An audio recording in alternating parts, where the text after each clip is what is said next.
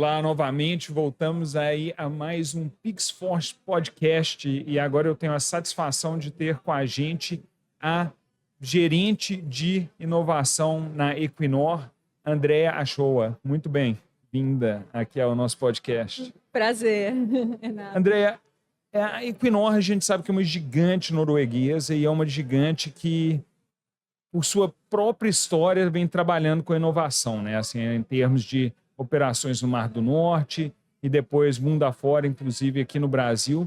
Nos fala um pouquinho aí sobre a sua posição e até talvez dando um passo atrás aí, como é que você chegou a essa posição que é tão relevante no óleo e gás, que a gente sabe que é a parte de inovação, numa multinacional norueguesa. Então, Renato, bom, se a gente for dar alguns passinhos atrás, né, eu me formei em engenharia geológica e desde que eu entrei no mercado de trabalho, eu sempre trabalhei com óleo e gás. Saí um pouquinho ali, uns 2, 3 anos de óleo e gás, mas a minha formação assim maior na minha carreira é em óleo e gás. Então, eu já passei por algumas empresas de serviço, Halliburton, Schlumberger, e cheguei na Equinor. E logo que eu cheguei na Equinor, eu já fui trabalhar na área de P&D. Trabalhei durante muitos anos na parte de regulação e de relações em contratos, relações, a gente chamava de relações estratégicas, mas relações externas, de contratos de P&D. E em 2001, eu assumi esse cargo de gerente de tecnologia e inovação na Equinor. Oh, fantástico. E você mencionou uma palavra aí que eu acho que é relevante. Você falou na parte de regulação, na parte de regulamentação. A gente sabe que o Brasil tem um modelo um tanto quanto especial com relação a isso. Você pode nos falar um pouquinho disso, até porque eu acho que muitas startups, muitos empreendedores que não estão no óleo e gás, às vezes não têm esse conhecimento do que é a inovação nessa base da ANP e no Sim. PDI.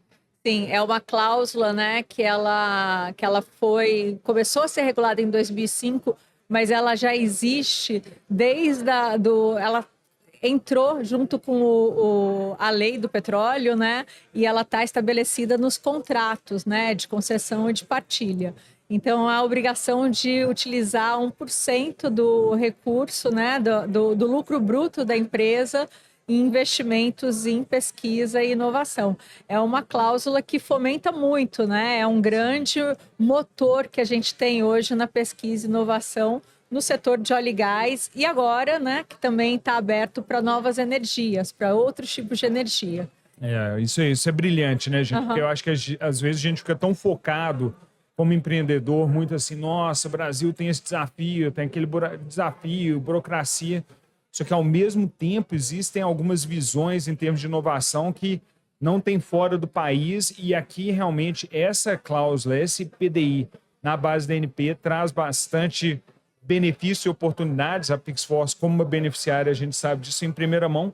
E não existe, obviamente, um caminho das pedras único, mas na Equinor, quando vocês estão olhando esse tipo de coisa, ou você, quando está buscando a inovação, como vocês fazem uma avaliação? Porque, afinal de contas, por sua própria natureza, isso implica estar vendo, olha, existe um problema, mas não existe uma solução. Como é que vocês fazem aí essa triagem, essa avaliação, tanto dos desafios como dos eventuais parceiros com os quais a Equinor vai vir a trabalhar? Então, a gente trabalha numa parceria muito forte com as áreas de negócio, que são as áreas que trazem as grandes questões e desafios para a gente, né? Então, a gente tem ali o nosso mapa de desenvolvimento, os nossos roadmaps, que foram estabelecidos a 4 mãos, né, junto com as áreas de negócios, onde a gente já sabe qual que é o direcionamento que a gente vai ter que ter para chegar aos objetivos que a empresa tem ali no futuro. Então, toda a tecnologia e inovação desenvolvida, ela está atrelada a algum valor que a gente quer adicionar à linha de negócio, né? Isso é fantástico, né, gente? Porque eu acho especialmente quando a gente está no início da carreira, a gente pensa pesquisa, pensa universidade. E a pesquisa universitária é importante, tem uma fundamentação, mas é bem legal o que você está dizendo, que na verdade, vocês começam pelo problema, né? São as unidades de negócio que falam, poxa, isso aqui poderia ser melhor, isso aqui tem como ter alguma tecnologia que vai estar tratando disso, né? Ou seja, é muito prático e não tem tanto um viés teórico, né? Foi bom você falar isso, porque na maioria das vezes, sim, a gente está olhando ali para um problema real que existe ali na linha de negócio, mas também tem aquela porção ali do P&D que é Blue Sky, né, que a gente chama, que é disruptivo, que a gente, conhecendo o negócio, fala assim, olha, isso pode ser um problema. E a gente busca essa solução e discute, logicamente, com as áreas, mas busca essa solução sem ter tido uma demanda inicial deles, mas a gente já olhando um pouquinho mais a longo prazo e pensando um pouquinho adiante, olha, isso daqui pode ser uma coisa que vocês precisem no futuro. Porque a gente está sempre participando aí de feiras, congressos, discutindo. A área de P&D é muito colaborativa, então a gente sempre está discutindo e colaborando com outros parceiros, com outros peers, né, com a indústria de óleo e gás. Então, a gente pode, às vezes, antecipar alguma questão que a própria área de negócio, por estar ali no operacional, não tenha percebido assim tão rapidamente, né? Não faz a sua vida muito fácil, né? Que no sentido de ter que conhecer um pouquinho de cada área de negócio, da exploração, produção, logística, né? Então, traz aí desafios adicionais.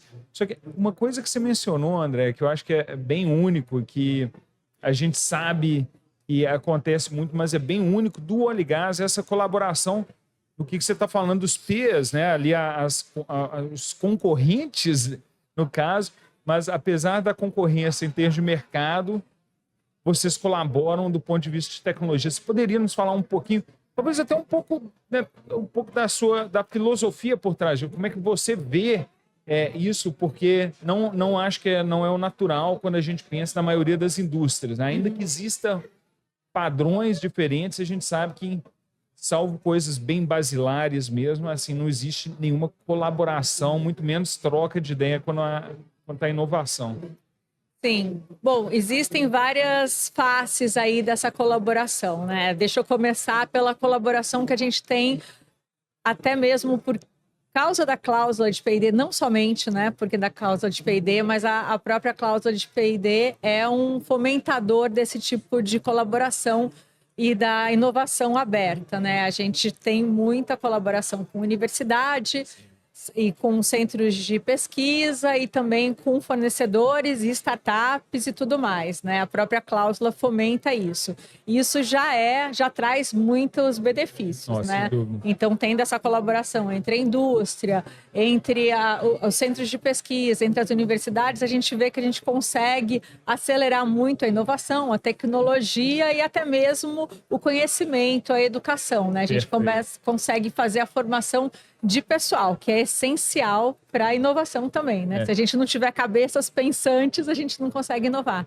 Mas você perguntou mais de parceiros, né? Eu acho que muitas vezes a gente está num ambiente pré-competitivo quando a gente está falando de pesquisa. A gente tem os mesmos desafios.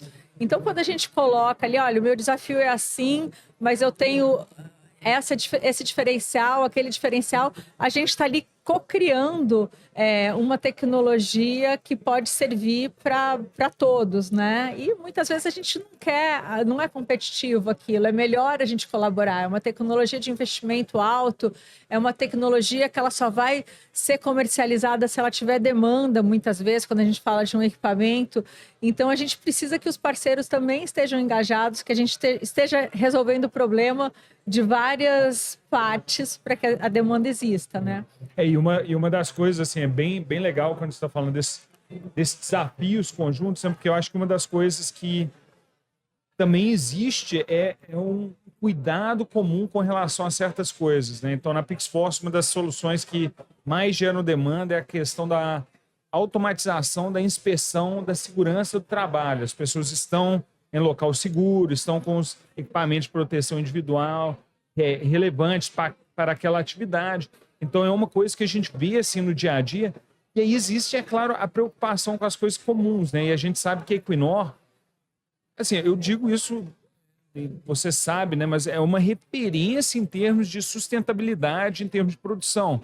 A gente pensa Noruega, de imediato você pensa ali os fiordes, a gente pensa aquela natureza exuberante, só que ao mesmo tempo é uma produção super limpa, porque o que tem sido feito no Mar do Norte, com segurança, ano após ano, é esse bem comum da natureza que está sendo respeitado, que beneficia a todos, inclusive todas as empresas do óleo e gás, né? Eu acho que é importante mencionar isso, que para quem está de fora da indústria, fora do setor, às vezes a gente não vê o investimento. E aí você tocou num ponto lá atrás, quando você estava mencionando isso, com relação a outros tipos de investimentos em paralelo em renováveis, né? Como é que fica isso dentro dessa cláusula? E até mesmo assim, como você vê essa complementariedade? Assim, não parece às vezes o óbvio, mas a gente sabe que o setor tem feito bastante nesse sentido também, né? Em termos de transição energética. Sim.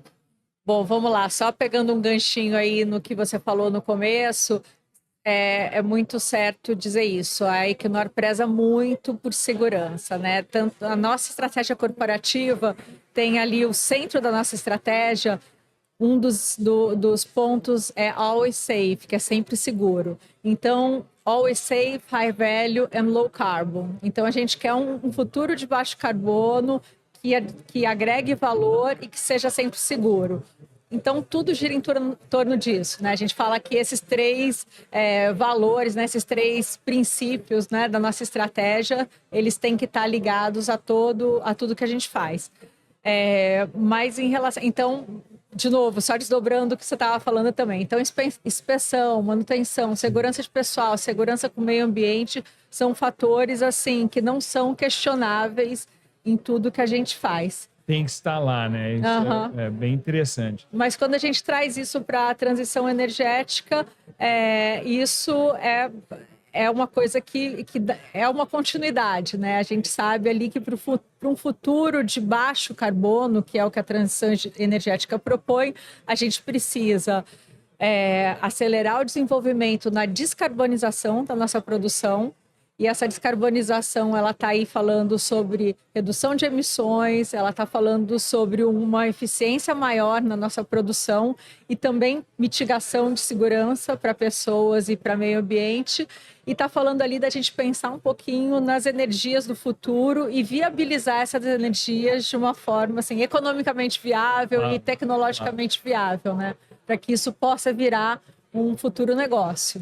Isso eu acho que é uma coisa fantástica, né? Porque escala no óleo e gás é essencial.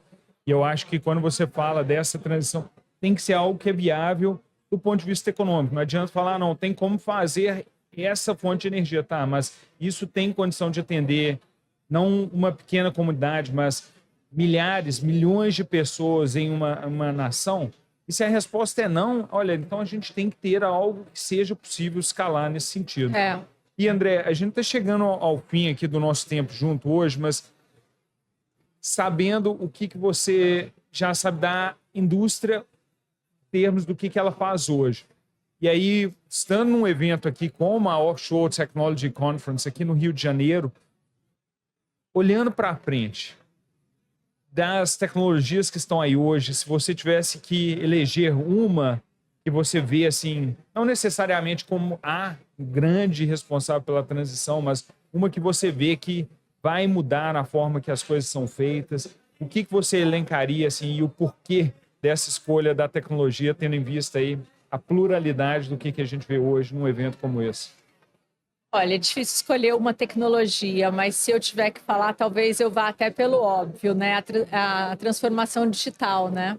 Eu acho que é essencial para todos os negócios. Então, assim, qualquer tecnologia que eu mencionasse aqui, ela ia estar atrelada a olhar para a transformação digital, sei lá, inteligência artificial, a parte de qualquer automação, qualquer coisa robótica, é tudo ligado à parte de transformação digital.